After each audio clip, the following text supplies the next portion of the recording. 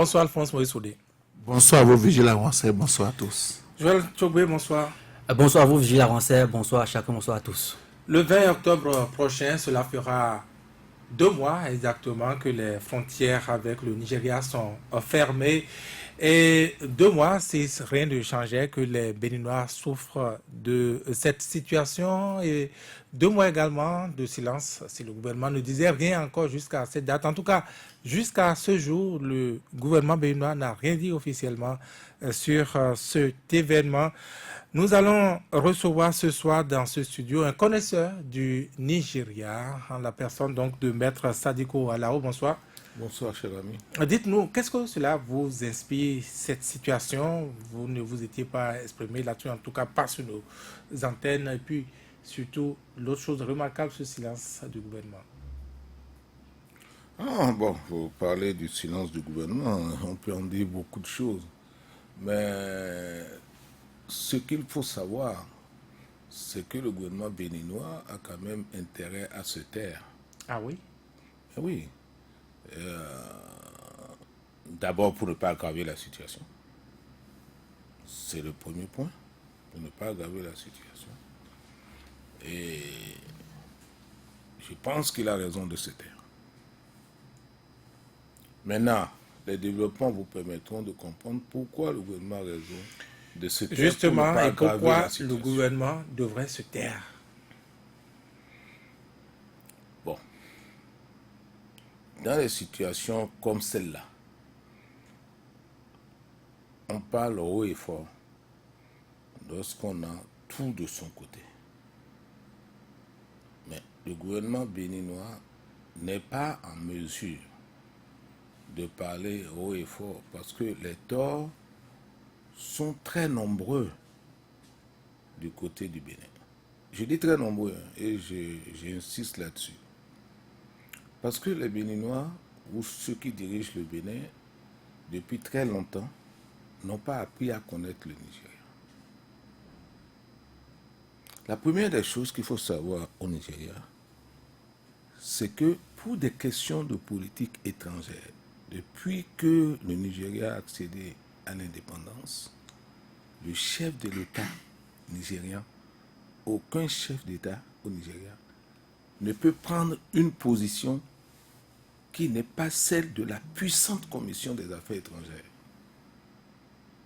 Vous n'entendez jamais un chef d'État au Nigeria prendre une position sur le plan diplomatique ou international sans que cela soit l'objet de directives de la puissante commission. La commission, c'est Ce n'est pas une du ministère des Affaires étrangères? Non, ou c'est une puissante commission nationale qui intègre tous les autres ministères, y compris la sécurité. C'est parce qu'il y a une ignorance des réalités du Nigeria qui fait que chez nous, il y a beaucoup de déboires. C'est la première chose qu'il faut savoir, que ce n'est pas le président de la République qui se lève et qui décide.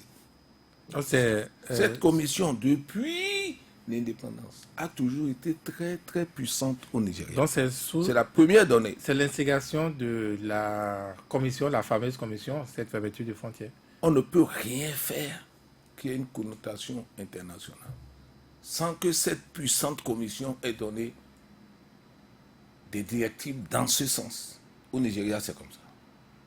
Premièrement. Premier élément à retenir. Deuxième élément, c'est que le Nigeria connaît très très bien ce qui se passe au Bénin. Ce n'est pas comme nous, qui ne savons pas. D'ailleurs, le GEDES a eu à faire des propositions à d'autres gouvernements béninois. Le Nigeria sait dans les moindres détails ce qui se passe au Bénin. Sur quel plan? Mais sur le plan économique et même sur le plan politique. Prenez le plan économique. Le Nigeria connaît l'existence de tous les magasins qui contiennent du riz. Le Nigeria sait comment fonctionne le port.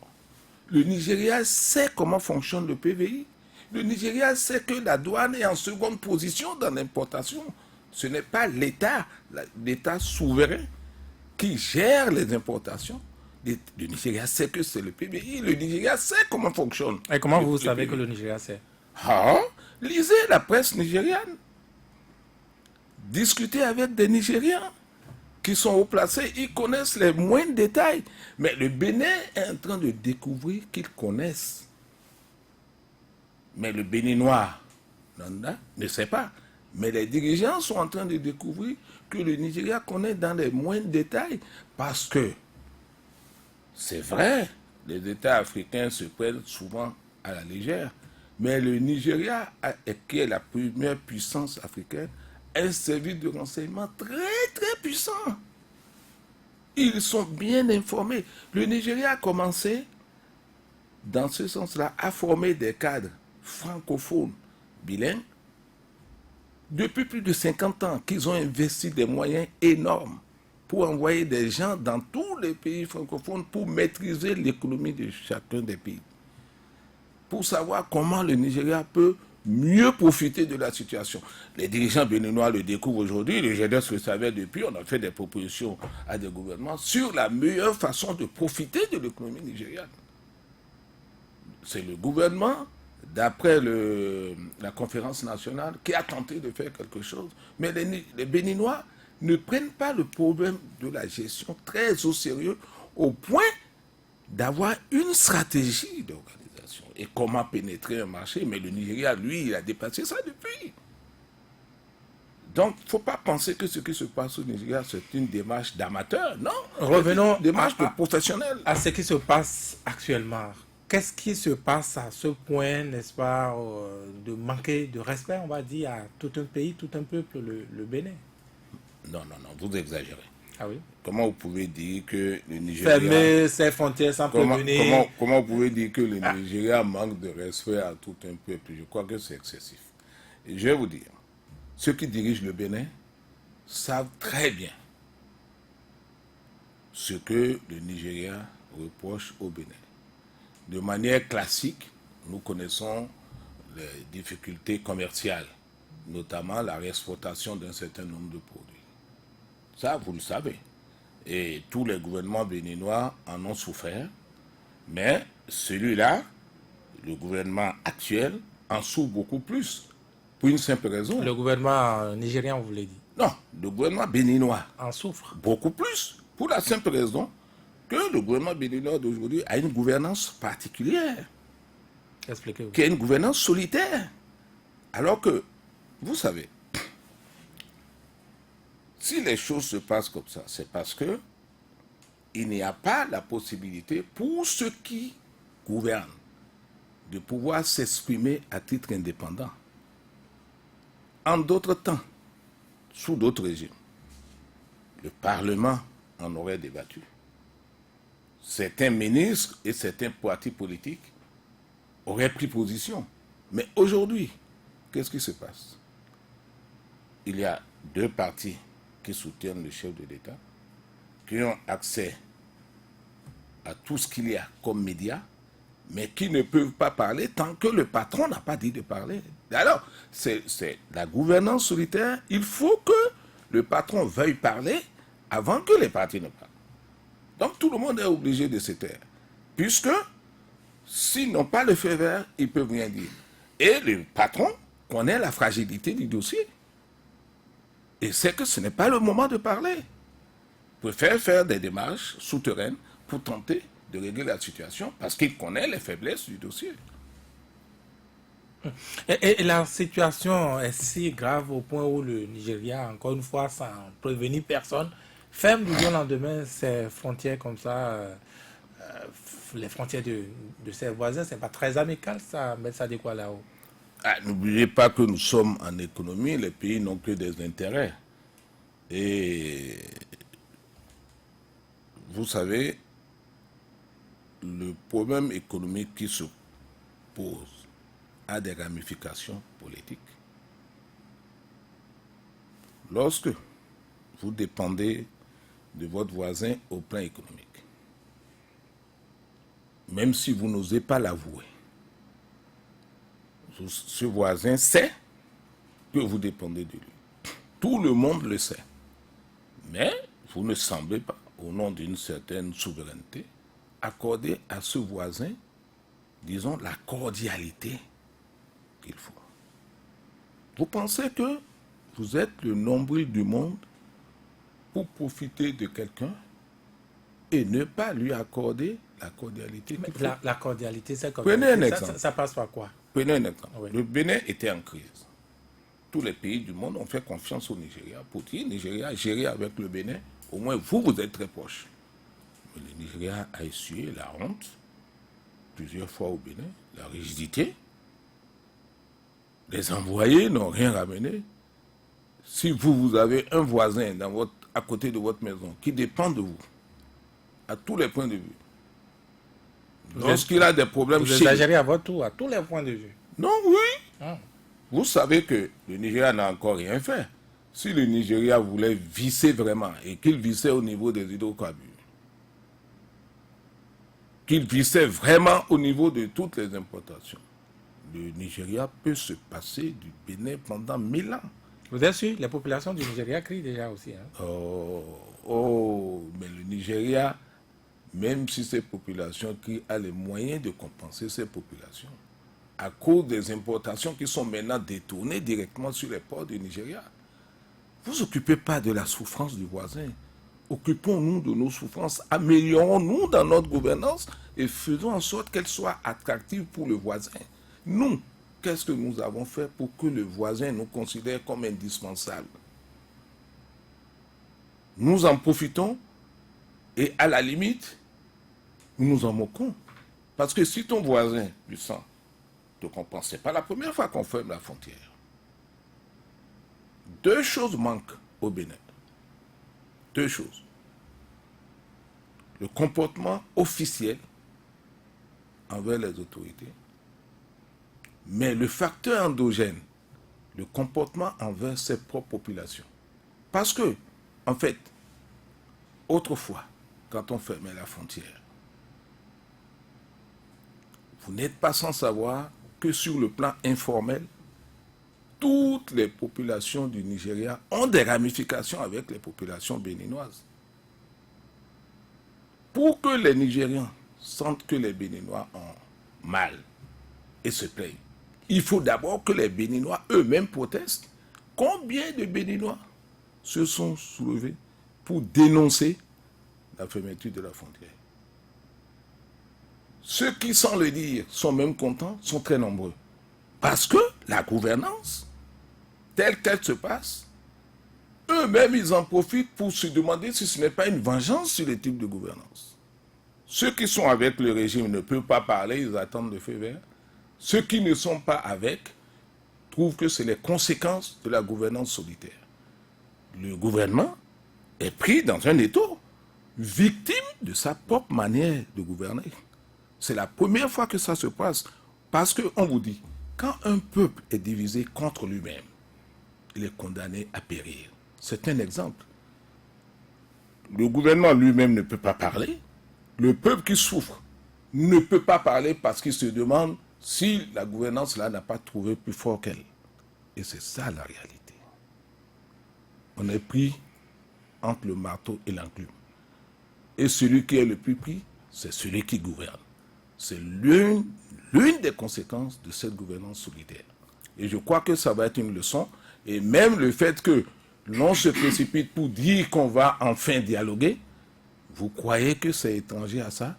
Et c'est pour ça que certains disent qu'il faut dialoguer sincèrement pour que l'étau se desserre et que les Béninois se ressentent à l'aise. Je semble détecter, vous, votre camp, vous faites partie de ceux qui se réjouissent plutôt. Non, pas du tout. Ce qui arrive, le malheur qui arrive au peuple béninois ne peut pas réjouir un militant comme moi. Je suis né de parents commerçants. Et ceux qui souffrent le plus, ce sont les commerçants.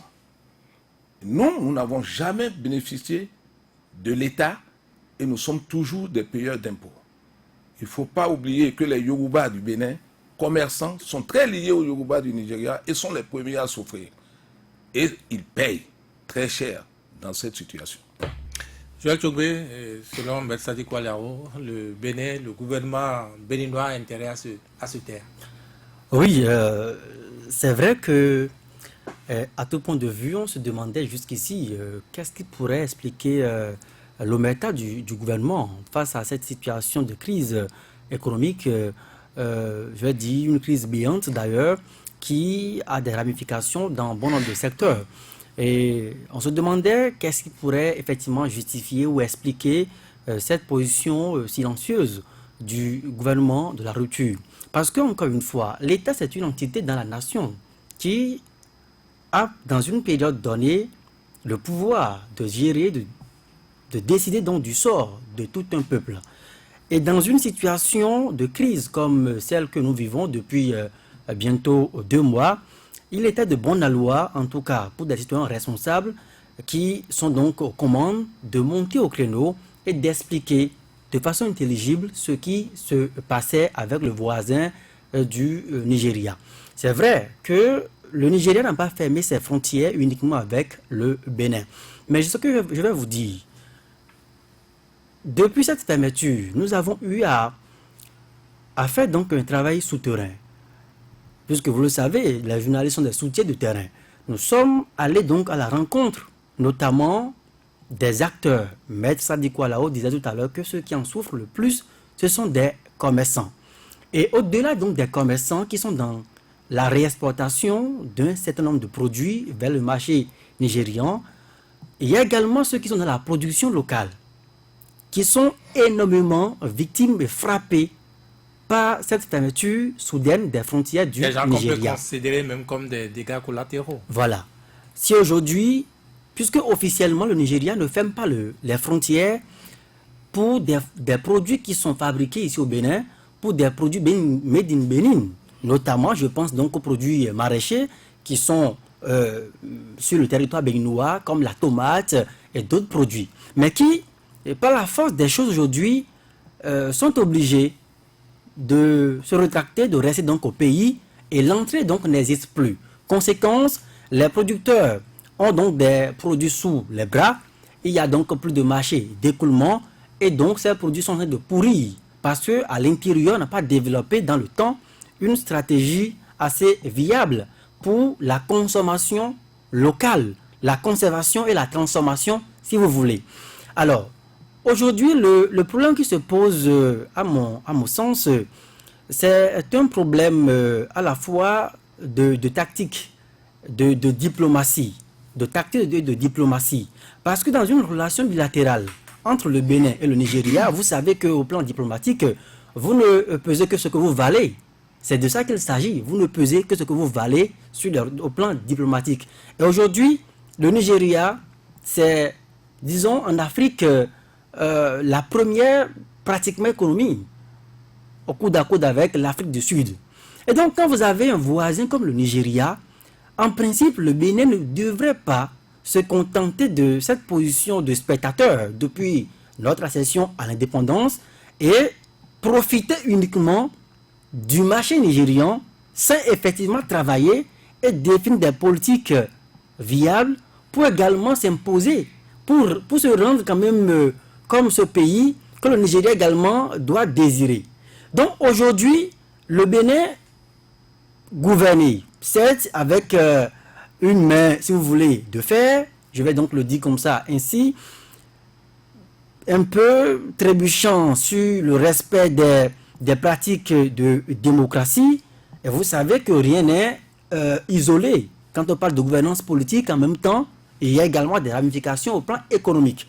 Donc, est-ce que c'est une fermeture qu'on pourrait percevoir comme une mesure de représailles du Nigeria par rapport au Bénin? C'est une piste plausible aujourd'hui qu'il faut explorer à mon sens. Mais de l'autre côté, quand on évoque la fermeture des frontières du Nigeria avec les autres pays,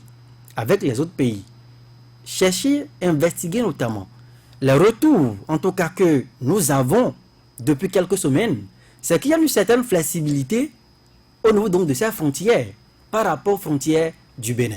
Alors, qu'est-ce qui pourrait expliquer que le même État, le Nigeria, prenne donc une mesure radicale sans donc prévenir avec un certain nombre de voisins et qu'on puisse durcir le ton au niveau des frontières du Bénin et qu'on puisse peut-être fermer les yeux sur certaines choses par rapport à d'autres pays.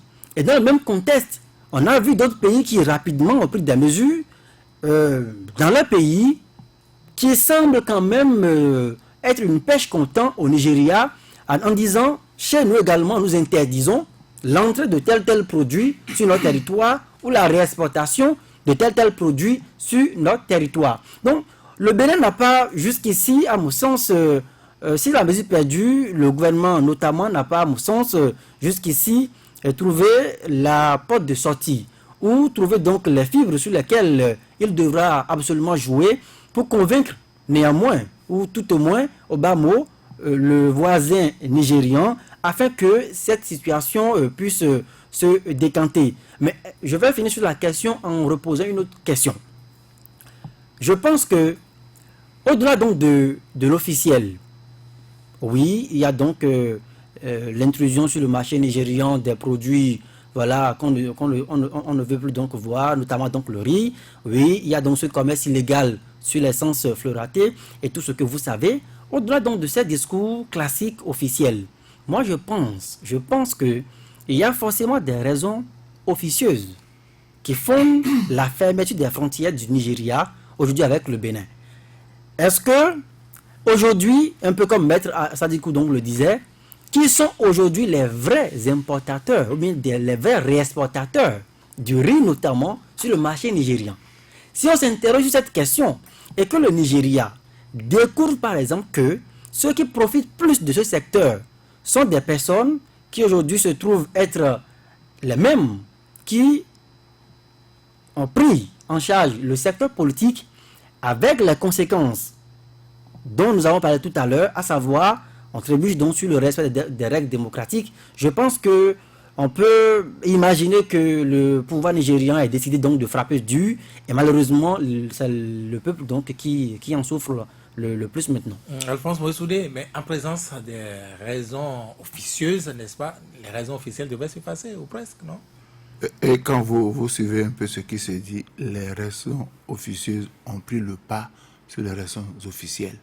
Au Nigeria, le gouvernement nigérien fabrique des opérateurs économiques puissants. Le gouvernement nigérien fabrique des milliardaires qui emploient des Nigériens dans leurs entreprises, qui défendent les couleurs du Nigeria. J'ai vu le président Buhari, à l'extérieur, je ne sais pas si c'est aux États-Unis, en compagnie des opérateurs économiques nigériens. Donc, c'est des gens qui portent le drapeau nigérien. Et le Nigeria ne supporte pas qu'au Bénin, qu'il n'y ait pas de collaboration entre l'État et les opérateurs économiques. J'ai dit ici la dernière fois que si nous avions un patronat puissant, si nous avions un lobby économique, des gens auraient mené des démarches envers les grands hommes économiques du Nigeria. Mais ça n'a pas été fait. Deuxième chose, le Nigeria ne supporte pas que dans l'importation, des particuliers soient plus puissants que l'État. Il n'y a que la douane passe après. Donc, des structures privées qui gagnent plus que l'État. C'est-à-dire que l'État, pratiquement, est là pour favoriser les structures privées. Et le Nigeria n'a pas supporté en temps, j'avais utilisé le mot arrogance. Le Nigeria n'aime pas ça. Pour ceux qui ont vécu au Nigeria, nous avions eu des difficultés politiques. Nous avons rendu la vie difficile à un ancien président. Dans un État démocratique, ça ne se fait pas. Le voisin ne supporte pas ça. Le voisin a souhaité, selon les désignations, le voisin a souhaité que les choses soient arrangées mieux. Et vous allez voir qu'au retour, le chef de l'État béninois était au Nigeria. Quand au retour, on a convoqué les hommes politiques au palais, certains ne sont pas allés. Donc, mais quand vous citez les Nigérians ne supportent pas, on a l'impression que le Bénin est une province du Nigeria. Notre invité a utilisé un schéma. Si je suis plus fort que vous, vous êtes dans une maison, vous dépendez de votre père. Quand vous refusez de faire ce qu'il vous demande, qu'est-ce qu'il fait? Il vous coupe le petit déjeuner. Il dit, comme tu te crois que tu peux te passer de moi, fais comme bon te semble. Donc aujourd'hui, on n'a pas le bon voisinage.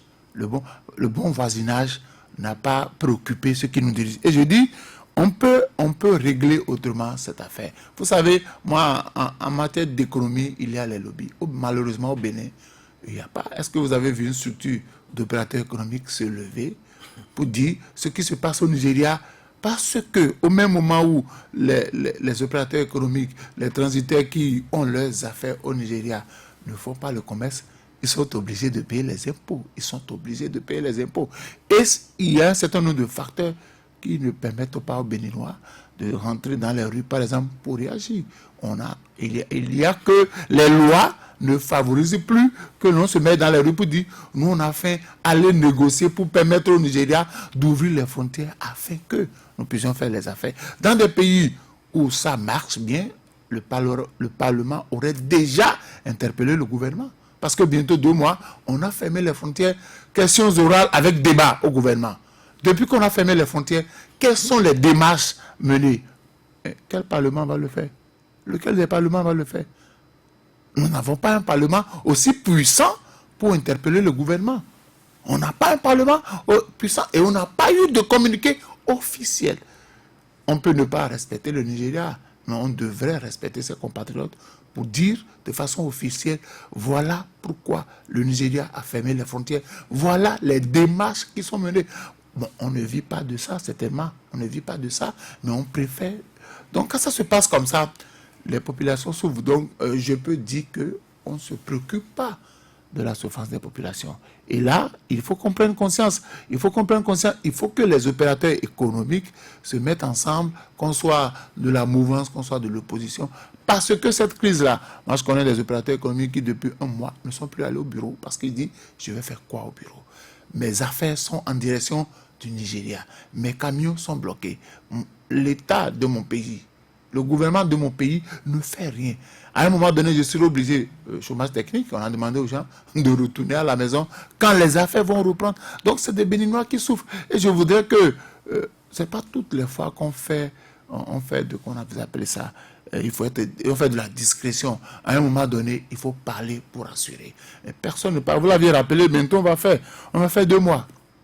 On va faire 2 mois. Et vous savez ce qui se passe. Beaucoup de personnes, pratiquement, sont à la maison. Et il faudrait que le gouvernement prenne ses responsabilités. Moi, je dis, la première des choses, c'est de parler pour assurer. De parler pour rassurer. Et quand vous êtes en position de faiblesse, il faut faire profil bas. Pour dire, écoutez, nous irons vers le Nigeria. Vous savez, moi je dis une chose, j'ai dit quelque part, on a beau ne pas aimer Boni Yayi. Si c'était autant de Boni Yayi serait même aller au Nigeria tous les jours, faire les Samalek, négocier dur. Pourquoi? Mais il a plus de 3 ans, Boni Yayi n'est plus là. Non, je dis, est-ce que vous avez compris? Je dis, on a beau l'aimer, mais notre invité a parlé d'une certaine gouvernance, d'une gouvernance solitaire. Qui peut se lever aujourd'hui pour dire quoi que ce soit? Si vous n'êtes pas solide, si vous avez été homme politique et que vous avez des casseroles, si vous êtes homme économique et vous avez des difficultés, dès que vous montez au créneau pour dénoncer ce qui se passe, vous connaissez la suite. Mais ça dit quoi la réaction? Non, mais je crois que mes amis ont détaillé ce que j'ai cru devoir ramasser sous le thème de gouvernance solitaire. Parce qu'en fait, de quoi il s'agit? Il y a un régime autoritaire qui est en place, qui ne permet pas la libre expression, qui ne permet pas de manifester, qui a tout verrouillé et qui est victime de son propre verrouillage. Donc il est pris à son propre piège. Mais c'est ce que je vous ai dit depuis longtemps.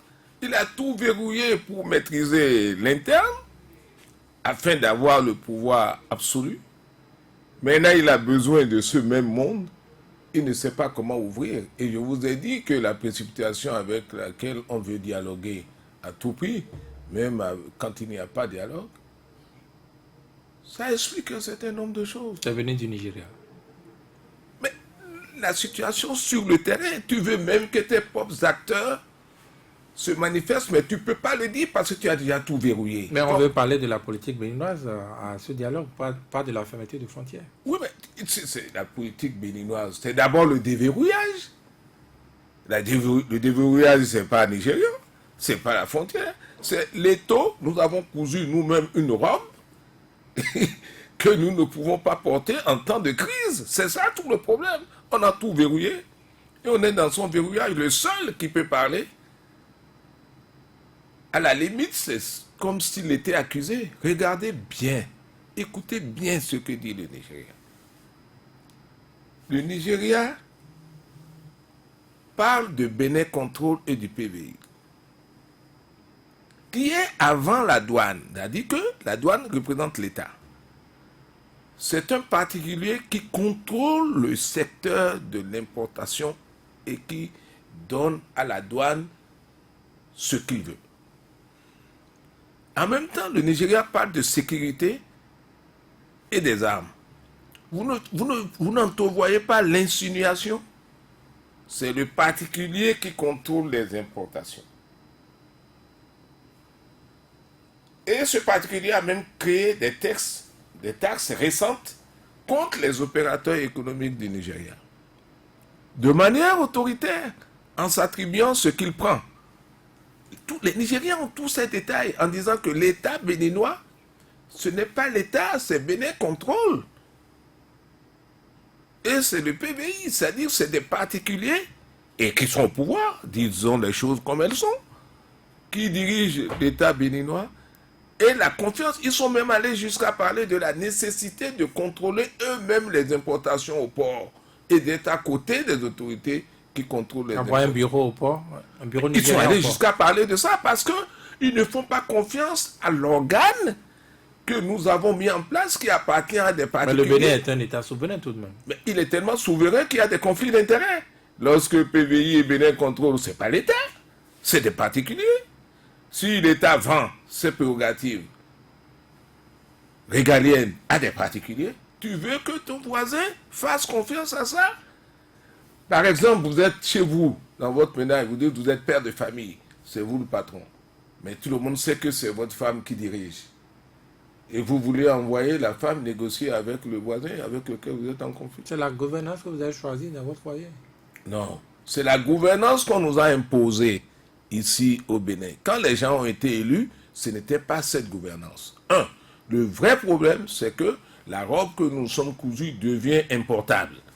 C'est ça le problème. Et c'est pour ça qu'on veut se précipiter pour le dialogue. Mais mieux, si vous prenez la situation au Nigeria, lorsqu'on parle des autres raisons, comme vous avez eu à en parler. Les non-dits de la fermeture. Vous parlez non, moi je les appelle plutôt les autres raisons. Parce que la fermeture de la frontière, ce n'est pas la première fois. Mais c'est la première fois que la frontière se trouve fermée dans un contexte de PVI et de Bénin Contrôle, où le voisin ne fait pas confiance à la femme à qui vous avez confié les fonctions régaliennes. Vous avez confié à votre épouse les fonctions régaliennes, ce n'est plus vous-même, c'est votre épouse qui s'en occupe. Vous ne pouvez pas obliger le voisin à considérer les normes que vous êtes imposées, vous, qui ne sont d'ailleurs pas constitutionnelles, hein, qui violent tous les textes. Et les Nigérians le savent, que c'est d'autorité que ça a été imposé. C'est ça qui fait que vous, le mari, vous ne pouvez plus parler. Vous êtes complètement coincé. Mais laissez ça. La réalité politique. Lorsque votre voisin est accommodant, ou vous allez bientôt lui demander des faveurs, lorsqu'il intervient chez vous, à la demande de tous les autres, parce que les démarches du Nigeria ne sont pas des démarches nigérianes solitaires. C'est tout le monde. Moi, je ne veux pas citer les pays. Tout le monde, c'est quoi? D'autres pays de la sous-région? De la sous-région, même en dehors. Dites, c'est vous le voisin, vous êtes très proche, vous pouvez lui parler. Donc, mettez la pression sur le Bénin, c'est ça? C'est pas la pression, c'est pour dire, on n'a jamais vu un pays être gouverné sans opposition, même si c'est une opposition faible. On n'a jamais vu faire des micmacs pour que personne n'aille aux élections, ceux qui peuvent dire le contraire. On n'a jamais vu mettre des structures en place pour ne pas délivrer le quitus. Mais on n'a jamais vu toutes les lois scélérates qui ont été mises en place Pourquoi personne parmi eux ne se lève et vient dire ça publiquement? Mais pourquoi ils vont le dire publiquement? C'est votre problème interne. Mais ils sont assez polis pour vous le dire au cours des débats. Dire on ne fait plus telle chose actuellement. Nous avons la charte de la CEDEAO qui garantit un certain nombre de droits, un certain nombre de libertés. Il ne faut pas faire ça. Tous les voisins, ça les embête, c'est trop fort. Il faut lever le pied. Jusqu'à ce que les gens tombent, je n'ose pas dire malades, mais en crise, pendant qu'ils vous supplient de lever le pied. Vous n'avez rien accepté. Mais ça dit quoi là-haut à tout cela, le gouvernement béninois Cotonou a opposé un silence absolu juste là. Comment c'est perçu à Abuja? Je ne suis pas à Abuja, moi, je ne suis pas représentant du Bénin à Abuja. Vous êtes supposé connaître le Nigeria mieux que vous. Je vous dis tout simplement que les relations entre le Bénin et le Nigeria ont deux aspects. Il y a l'aspect officiel entre gouvernements. Il y a l'aspect officieux que je qualifie d'informel. Vous savez, les populations se parlent. Le premier jour de la fermeture de la frontière, j'ai reçu une dizaine de coups de fil du Nigeria, d'opérateurs économiques nigériens, qui, les mêmes, sont passés de l'inquiétude à la satisfaction le même jour, en disant, ah, on ne comprenait pas. Ce qui se passe au Bénin est terrible. Mais pourquoi vous ne nous en parlez pas? Vos explications qui les ont posées. Non, ils disent, mais on ne savait pas que tout ça se passait, parce que le gouvernement nigérien, lui, il a expliqué, il utilise l'informel. Ici, notre gouvernement n'utilise que ses lois et son formalisme. Le peuple, l'informel, non. Qui s'occupe de ça? Est-ce que le gouvernement cherche à savoir ce que pensent les gens? Est-ce qu'il cherche à leur parler, à échanger? Dans un gouvernement normal, vous, à la radio, vous invitez ceux que vous croyez être des sachants. Le gouvernement béninois n'a jamais, enfin, la gouvernance actuelle n'a jamais invité quelques sachants que ce soit pour échanger, savoir comment on peut sortir de la crise. Nous sommes dans le système de pensée unique. Les mauvaises langues disent que le patron sait tout et que c'est lui qui décide. Mais aucun être humain. D'abord, ceux qui croient qu'ils savent tout ne savent rien. Il faut rester très humble quand il s'agit du peuple et du pays. Le gouvernement ne parle pas, mais quand même quelques gestes. Vous avez cité tantôt le dialogue politique que vous avez vu comme une réponse, n'est-ce pas, à cette pression du Nigeria. Est-ce que ça va être suffisant de votre point de vue? Vous savez, ça aurait pu être suffisant. Et c'est ce que pense un certain nombre de personnes. Moi, j'étais convaincu jusqu'à la dernière minute que le gouvernement, sans aucune idée de chasse aux sorcières ou de préoccupation, saisirait cette occasion pour relancer le Bénin et le rendre plus attractif. Desserrer totalement l'étau, faire en sorte que les Béninois se disent enfin la vérité et que la parole revienne au peuple, que nos errements de ces 3 dernières années soient derrière nous pour que les 2 années qui nous restent soient des années plus satisfaisantes. Je vous assure que si la démarche avait été faite, le Nigeria aurait été le premier à en recevoir les retombées positives. À partir du port jusqu'au plus petit commerce. Parce que, mais la manière dont le port est géré, les Nigériens le savent dans les moindres détails. Ils savent où va l'argent. Mais le patron ne veut pas qu'on discute de ces problèmes fondamentaux. Quand vous y revenez, quel est ce dialogue? Quand vous revenez précisément sur cette raison-là, les Nigériens n'ouvriront leurs frontières que si le contrat PVI est résilié, c'est cela? Mais si nous pouvions en discuter, d'abord nous-mêmes, c'est nous-mêmes qui sommes malades. Il ne faut pas voir sa maladie chez le voisin. Le pays qui est malade, c'est d'abord le Bénin.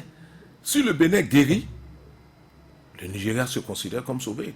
Nous sommes malades. Il faut d'abord vous mettre dans la tête que le vrai malade, c'est le Bénin. Est-ce que notre maladie contamine le Bénin et le Nigeria, j'allais dire? Mais si notre maladie ne contamine pas le Nigeria, comment le Nigeria en arrive à penser que notre système portuaire n'est pas sécurisant pour lui? Prenez seulement de petits exemples. Lorsque ton voisin pense que l'entrée que tu as pour faire venir les choses de l'étranger ne lui paraît pas sécurisant, alors que toi, tu as mis tout ce système-là en place pour certainement tes propres raisons économiques, mais tu as mis tout ça en place pour empêcher tes propres gars de dire ceci n'est pas bon, cela est bon, personne ne doit parler. C'est toi qui donnes les directives. Si tu desserres le taux, que ton voisin constate que oui, maintenant tout le monde peut parler dans le pays, les choses sont devenues libérales et que toutes les histoires que tu as mises en place, comme la criette, tout ça est révolu. Mais les avocats nigérians sont venus ici plusieurs fois pour tenter de s'occuper des affaires des Nigérians. Et puis quoi? Mais ils sont retournés réduits parce qu'aucun avocat n'a pu leur donner des assurances. Parce que le droit chez nous est devenu quelque chose de subjectif. Mais vous avez l'air de ne pas comprendre que nous sommes dans une situation très très grave. Pire que l'enfer sur terre. C'est vous qui exagérez maintenant. Mais ça dit du point de vue des droits de l'homme, vous avez parlé tantôt de la possibilité pour les gens de manifester et de demander à leurs gouvernants de voler à leur secours. Mais les manifestations sont interdites. Comment ils peuvent le faire? Quand vous avez cousu une robe en acier et vous voulez vous mouvoir là-dedans. Vous n'aviez aucune information d'Abuja, disiez-vous tantôt, mais est-ce que vous savez si au moins quelque chose bouge? Il y a un dialogue, il y a un échange entre les autorités des deux pays? Non, là où les choses doivent bouger, c'est d'abord au Bénin. C'est dans notre propre intérêt tout ce qui se passe. Est-ce la tentative? Non, vous demandez au ministre des Affaires étrangères. Il y a un ambassadeur du Bénin à Abuja, mais moi je ne suis pas dans les officiels. Mais vous êtes très regardant sur le Nigeria avec beaucoup de choses de là-bas. Vous n'avez aucune information? Non, moi je ne m'occupe pas du secteur officiel. Hein. Oui, mais dans l'informel, rien ne vous est tombé sur le... Non.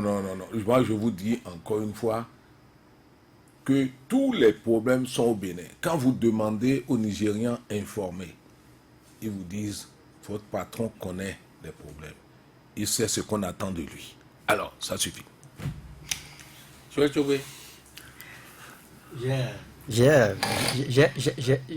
l'impression, évidemment, que ce qui se passe aujourd'hui au Bénin, on ne peut pas effectivement faire la différence entre cette crise économique et puis cette crise politique. Et j'ai bien envie de dire que quand vous voyez un peu les dernières assises que les pays de la sous-région ont eues, les recommandations étaient claires, définies. Et les tendances, puisque vous savez que quand vous prenez par exemple une organisation comme la CEDEAO, à l'intérieur, il y a encore des courants. Il y a encore des courants. Il y a des préférences, il y a des affinités, des intimités, même si vous voulez. Et vous voyez quand même qu'il y a entre le Ghana, aujourd'hui cité comme un modèle de démocratie dans la CEDEAO, et le Nigeria, c'est comme si les deux pays, dans un système différent du système francophone, s'entendent pour dire ce qui est aujourd'hui admis, c'est la démocratie, le respect d'un état de droit et des droits de l'homme. Tout autre choix que cela conduirait directement vers le gouffre. Même si par ailleurs, on dit que même l'enfer est pavé de bonnes intentions, personne ne veut y aller. Donc je pense qu'aujourd'hui, il est important. C'est vrai que dans la plupart des pays, aujourd'hui, dans le système francophone, en tout cas, cette démocratie, elle est en crise. Aujourd'hui, vous ne voyez pas forcément les pays francophones bouger les lignes. Pourquoi c'est le Nigeria? Et je présume que si le Ghana également avait des frontières directes avec le Bénin, que la même chose pourrait quand même être perçue de l'autre côté. Parce que vous ne pouvez pas fouler aux pieds des règles de démocratie basiques et espérer que le voisin d'à côté puisse être également rassuré. Et quand je suis finalement c'est-à-dire que le Nigeria, les faveurs que le Nigeria concède au Bénin, c'est pour le peuple béninois, compte tenu de nos relations culturelles, ethniques, si vous voulez. Les liens historiques qui ont toujours uni ces deux peuples-là. Mais aujourd'hui, s'il se fait que c'est un particulier qui profite plus de ce qui devait relever donc du patrimoine public, la raison donc est fondée pour que le Nigeria puisse également mettre des mesures en place pour y aller. Et vous savez, ce n'est pas propre au Nigeria ou bien au Bénin.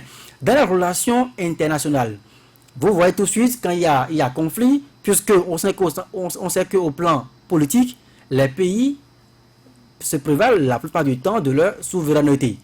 Qu'est-ce qui se passe? Ce sont des sanctions économiques, ce sont des droits de tasse, ce sont donc des taxes qu'on impose sur des produits à ne point en finir. À ne point en finir. Et vous savez aujourd'hui la guerre qui existe entre la Chine et les États-Unis, même si les deux se rivalisent, puisque les États-Unis veulent forcément imposer leur veto, veulent affirmer leur première position, ça continue. Et c'est comme ça. L'Ukraine et la Russie, c'est pareil. Donc, si vous n'avez pas les relations de bon voisinage dans un espace où vous savez effectivement que vous dépendez de quelqu'un, je pense que ce qu'il faudrait faire, c'est d'intensifier plus, à mon sens, les réseaux plus officieux. Les réseaux officieux, discuter, dialoguer avec le voisin nigérian. Et j'ai toujours dit dans ce studio que ce qui se passe actuellement au Bénin, il y a deux ministères. C'est vrai, mais M. Sadikou parle du patron. Mais le ministère des Affaires étrangères, à ce niveau, silence radio. Pour répéter un doyen, aujourd'hui, moi je m'interroge sur qui on peut appeler le monsieur Nigeria du Bénin. Qui pouvons-nous appeler aujourd'hui dans le système de gouvernance actuel le monsieur Nigeria? Si nous ne connaissons pas... Oui, notamment puisque c'est ce ministère qui gère tout ce qui concerne notre vécu, nos relations avec les autres pays. Donc s'il n'y a personne au Bénin aujourd'hui qui peut bouger les lignes, qui peut agiter peut-être une certaine fibre pour bouger les lignes, plaider, négocier, donner des assurances tout au moins, moi je pense que le Nigeria restera toujours dans cette position tranchée et les frontières seront toujours fermées. Et le malheur, c'est que quand le gestionnaire et le contrôleur sont confondus, tout est bloqué. Et c'est comme ça. Alphonse, est-ce que les frontières du Nigeria ne risquent pas de rester très longtemps fermées lorsqu'on connaît, n'est-ce pas, les traits de personnalité de nos dirigeants actuels? Je ramène juste le sobriquet, le local Agbono. Est-ce que ça ne risque pas de transparaître sur ce qu'on vit, le trait de personnalité? C'est vrai qu'il y a deux personnalités fortes. Buhari n'est pas n'importe qui. Le président béninois aussi n'est pas n'importe qui. Mais le Nigeria nous demande au Bénin de se conformer. Et je vais caricaturer pour dire, quand certains partis politiques au Bénin ont refusé de se conformer, ils ne sont pas considérés comme partis politiques. Donc, ils sont exclus du débat politique. Le Nigeria nous demande de nous conformer. Le débat est très simple. Et je l'ai toujours dit, personne ne m'a encore contredit, la fermeture des frontières a des relents politiques, a des relents purement politiques. Vous savez, dans les pays anglophones, on promeut la démocratie, on promeut la liberté des personnes, on promeut la libre expression. On vous permet de vous exprimer quand vous êtes brimé. Le Nigeria, je l'ai dit, en verrouillant les circuits frontaliers, avait pour ambition peut-être d'amener les Béninois à se révolter pour réclamer un mieux-être. Mais malheureusement, les lois du pays ne permettent pas aux Béninois de se révolter. Il faut sauter ce verrou. Deuxième chose, on aurait pu, et je l'ai dit hier, pour détendre l'atmosphère, je vais répéter la phrase du ministre, n'en déplaise à Vigile, corriger et réajuster ce dont on a pu se plaindre. Et je disais hier, de quoi s'est-on plaint? Et qui s'est plaint? Le Nigeria a suivi ça de près. Et on devait profiter de ce dialogue-là pour inviter tous ceux qui se sont plaints. Et on va venir. Ce n'est pas le Nigeria qui a convoqué le dialogue, c'est quand même déjà... Non, Vigile, je vous ai dit ici la première fois. Je vous ai dit ici la première fois que quand la crise a commencé, le chef de l'État allait rapidement au Nigeria.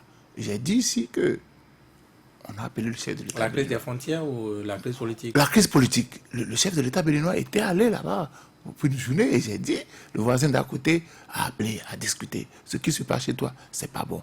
Tu peux arranger les choses. Arrange les choses chez toi. Parce que si tu n'arranges pas, nous on ne peut pas. J'ai dit, je ne sais pas si c'est on m'a dit qu'au Nigeria, le président, le Nigeria a fabriqué des riches, des commerçants, des gens qui investissent dans le pays, des gens qui sont économiquement puissants.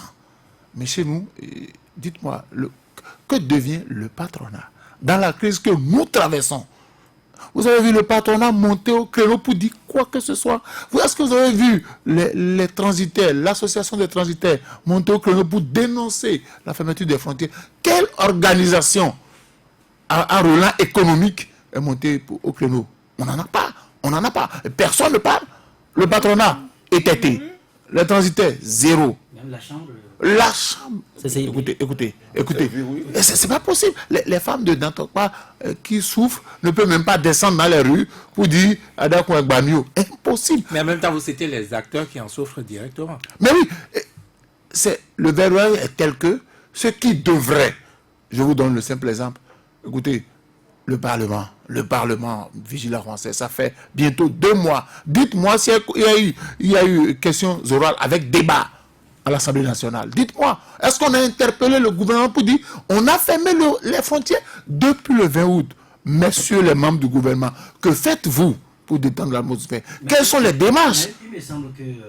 Il me semble que dernièrement, le ministre de l'Agriculture était au Parlement et que des députés ont demandé mais qu'est-ce qu'on fait, notamment de ces variétés qui sont de pourrir dans les champs.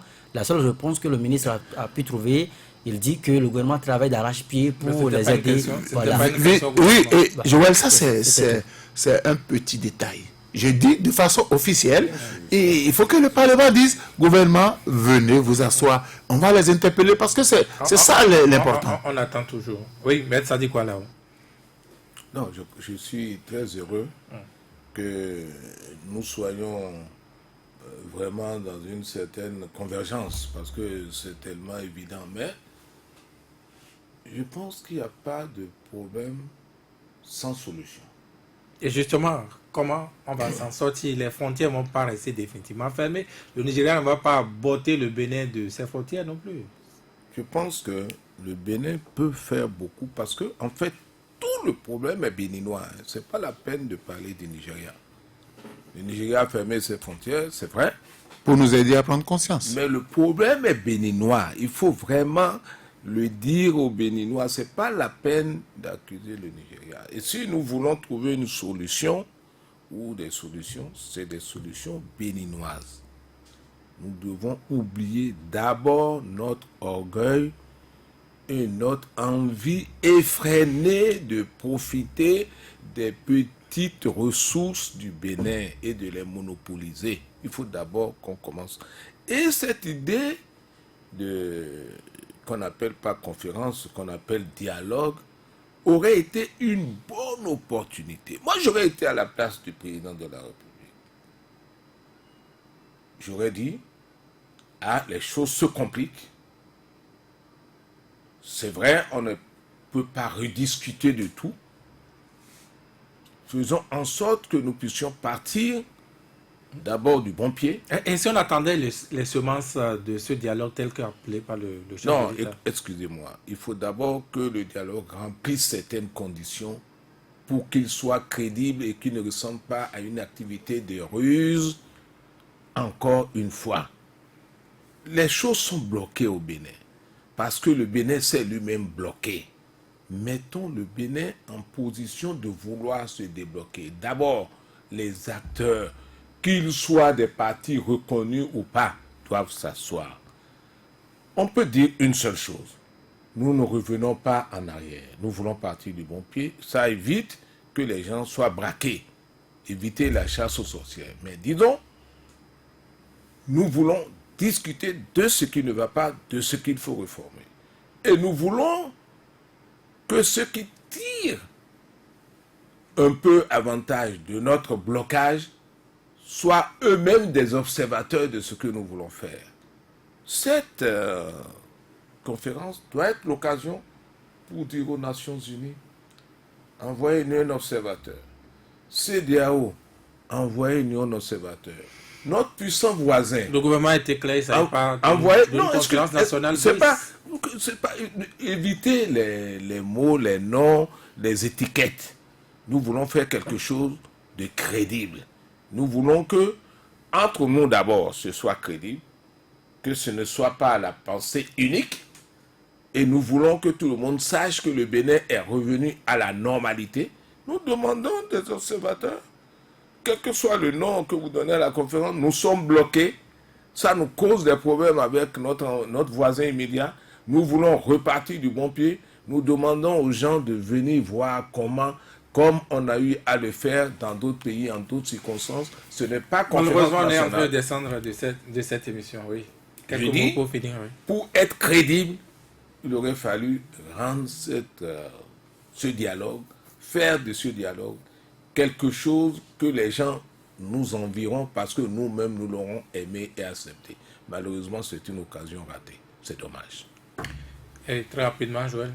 Non, je souhaiterais juste que peut-être ce dialogue puisse nous permettre effectivement de reposer les vraies bases et aborder à la fois ces questions préjudicielles là, afin que peut-être on puisse convoquer un autre dialogue économique ou social, je ne sais pas. Oui, il faut reconnaître que dans la vie, on n'est pas tout seul intelligent. Il faut toujours écouter, même le plus petit enfant de votre maison, quand il parle, certainement que dans ce qu'il dit, il y a un brin de vérité. Merci à chacun, merci à tous de nous avoir suivis. C'est la fin de cette émission.